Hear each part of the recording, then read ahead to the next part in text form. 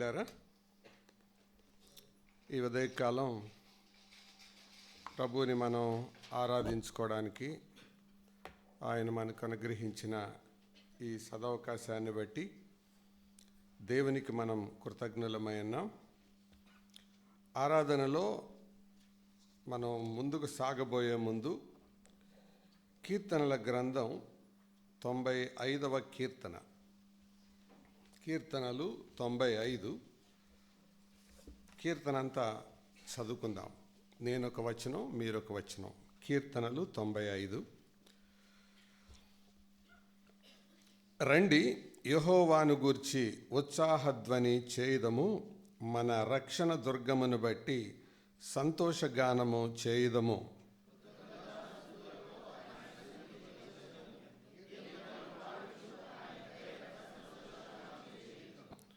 యెహోవా మహాదేవుడు, దేవతలందరికీ పైన మహాత్మ్యము గల మహారాజు.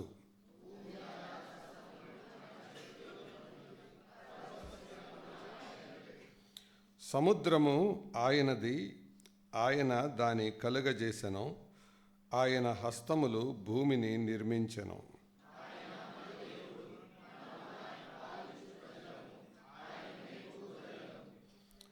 రండి, నమస్కారము చేసి సాగిలపడుదము, మనలను సృజించిన యెహోవా సన్నిధిని మోకరించుదము. నేడు మీరు ఆయన మాటను అంగీకరించిన ఎడల ఎంత మేలు.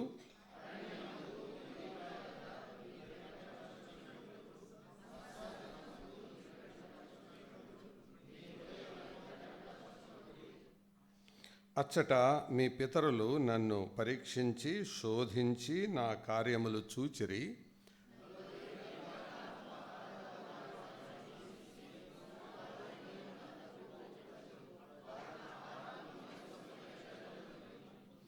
కావున నేను కోపించి వీరెన్నడూను నా విశ్రాంతిలో ప్రవేశింపకూడదని ప్రమాణము చేసితిని. ప్రియులారా, ఈ కీర్తన అంతా మనం ధ్యానం చేయాలని మన ఉద్దేశం కాదు, కానీ ఆరాధనలో మనం ప్రభు సన్నిధికి చేరవచ్చి ఉండగా ఈ కీర్తనలో 2 ప్రాముఖ్యమైన భాగాలు మనకు కనబడతాయి. మొదటి 7 వచనాలు ఒక భాగమైతే 7వ వచనం సగం నుండి చివరి వరకు మరొక భాగం. మొదటి 7 వచనాలలో ఆహ్వానం కనపడుతుంది. 7వ వచనం నుండి మధ్యలో నుండి 11వ వచనం వరకు ఆజ్ఞ కనపడుతుంది.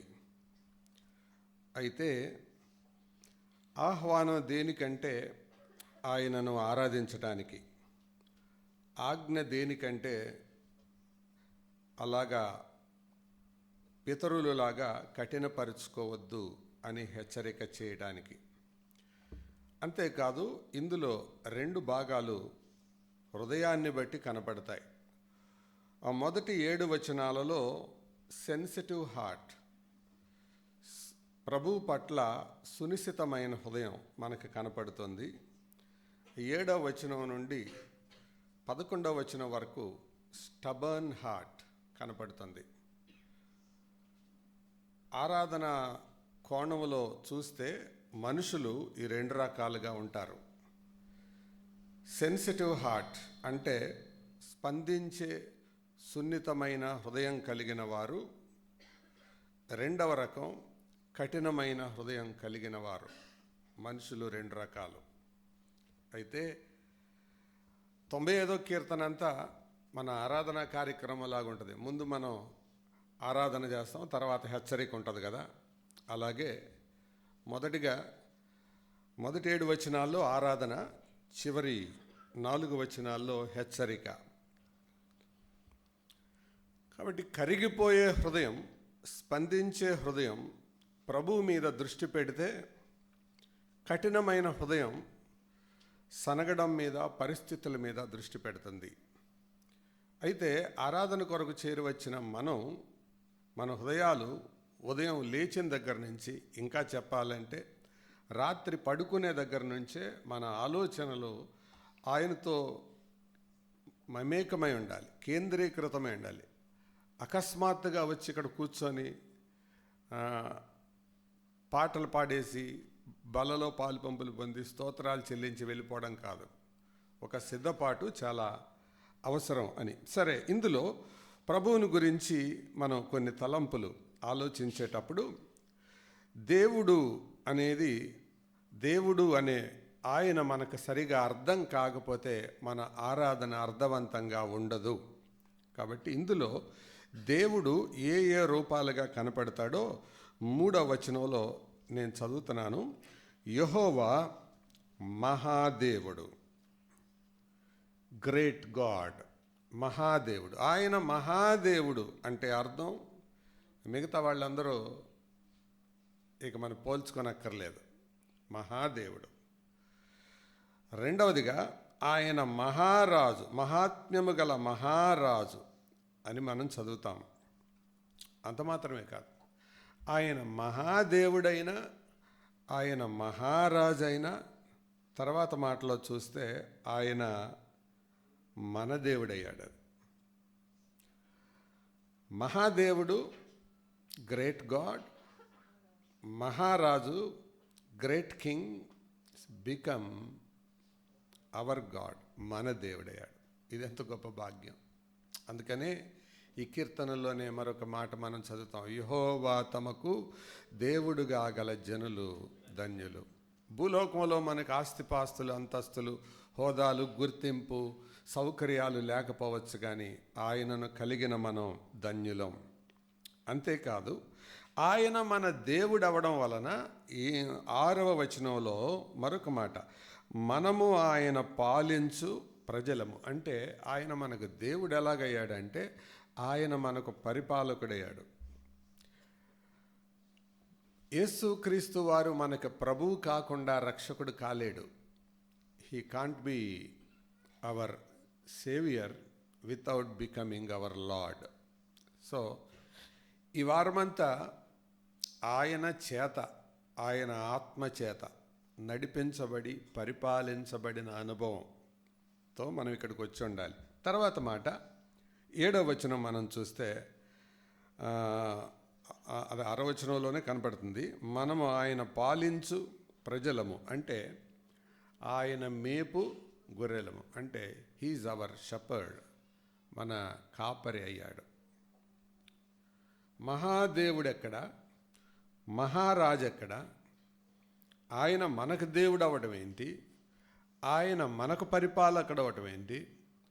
ఆయన మనకు కాపరి అవ్వడం ఏంటి? ఆశ్చర్యం. ఇలా అవ్వడానికి కారణాలేంటి అంటే పైన కనపడుతుంది, రండి. 95వ కీర్తన 1వ వచనం 2వ లైను. మన రక్షణ దుర్గమును బట్టి, మన రక్షణ దుర్గం అది.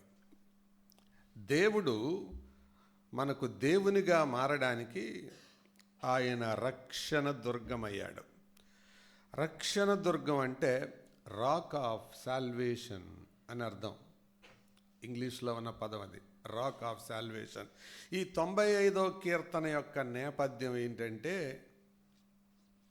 సంఖ్యాకాండం 20 అధ్యాయంలో అది నేపథ్యం. ఇశ్రాయేలీలు నీళ్లు లేక భయంకరమైన స్థితిలోకి వెళ్ళినప్పుడు వాళ్ళ కొరకు ఒక బండ చీల్చబడింది. అలాగే మనము కూడా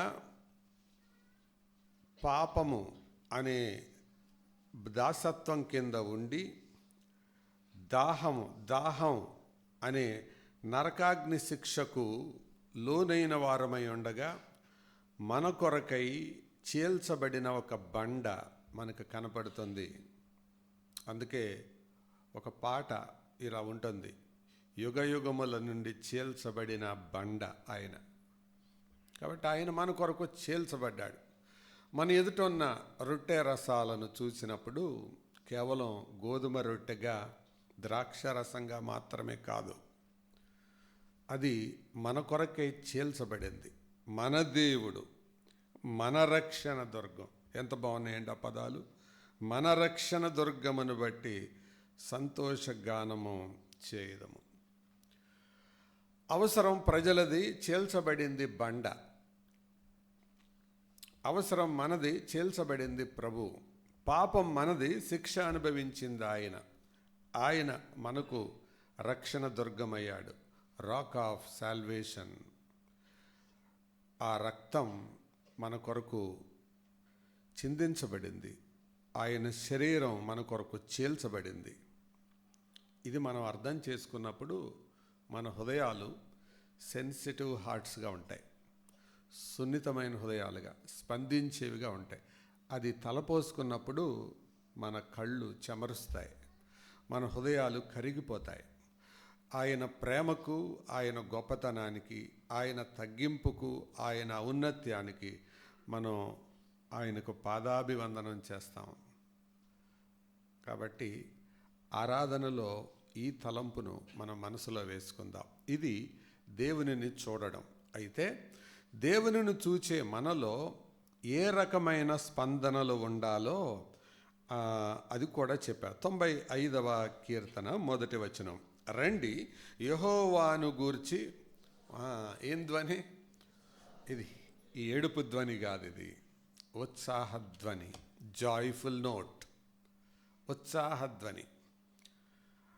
ఆరాధన కొరకు చేరి వచ్చేటప్పుడు మన హృదయాల్లో ఉండవలసింది ఉత్సాహం, నిరుత్సాహం కాదు, ఉత్సాహం.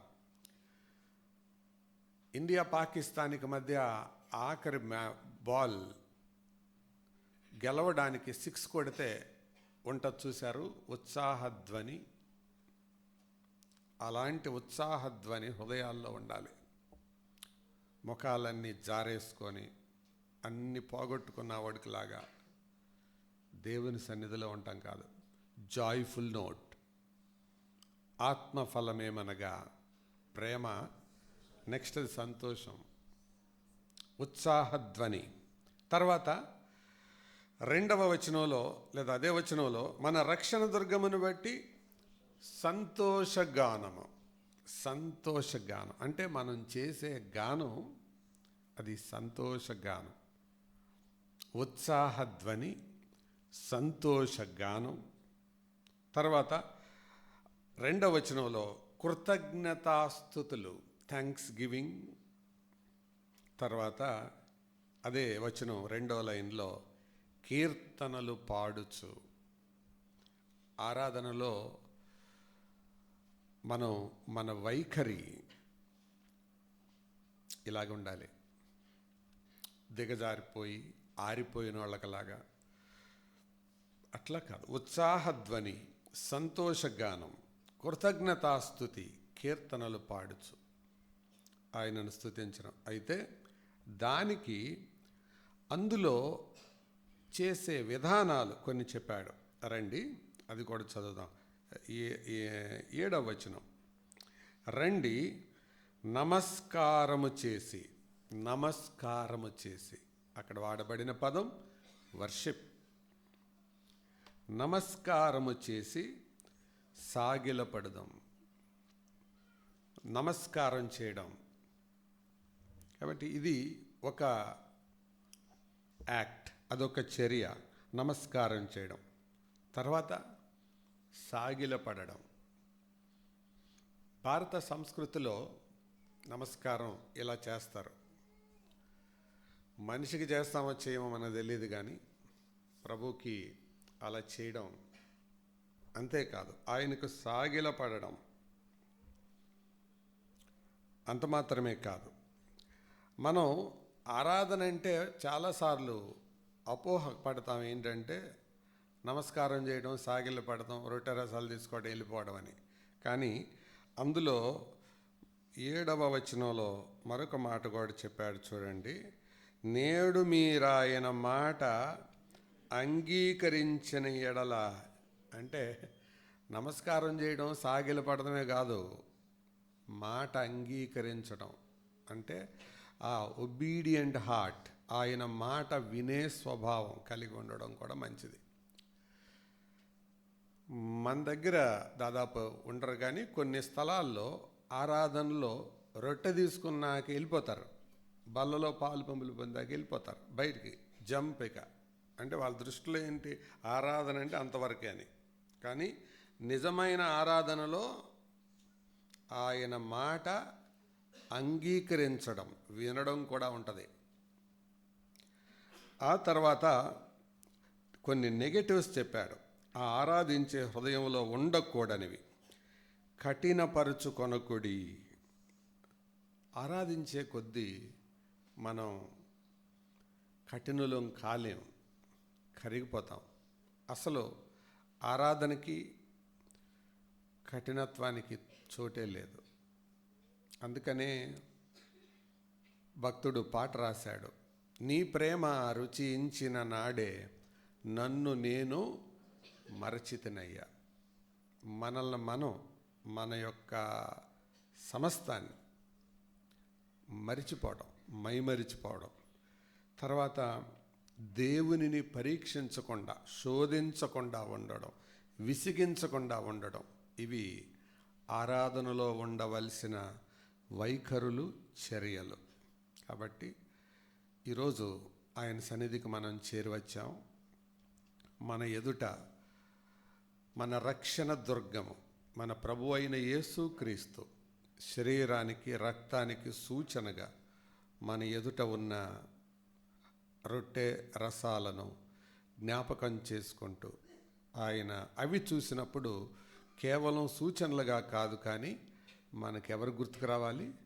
మన ప్రభు. అందుకే అన్నాడు ఆయన, నన్ను జ్ఞాపకము చేసుకున్నటకై దీనిని చేయడి. Do it in remembrance of me. మనకు అది గుర్తుకు రావాలి. మన సమస్యలు, మన పరిస్థితులు, మన అవసరతలు ఇవి కాదు.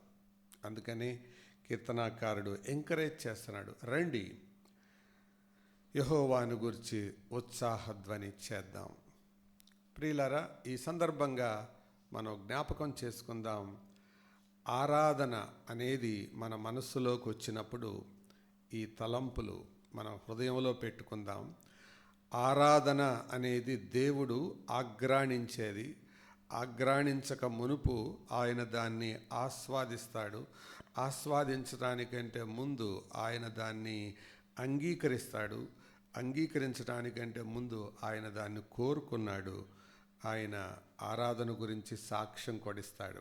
ఈరోజు ఆయనను ఆరాధించేటప్పుడు వ్యక్తిగతంగా నా హృదయంలో నుంచి, సంఘపరంగా మనందరి హృదయాల్లో నుంచి ఆయన సముచితమైన తగిన గౌరవాన్ని, సన్మానాన్ని పొందితే ఆ ఆరాధన అది ఎంత ఆశీర్వాదకరంగా ఉంటుందో ఈ కీర్తన మనకు తెలియచేస్తుంది. మనందరం కలిసి ఆయనను స్తుతించి, పూజించి ఆరాధిద్దాం.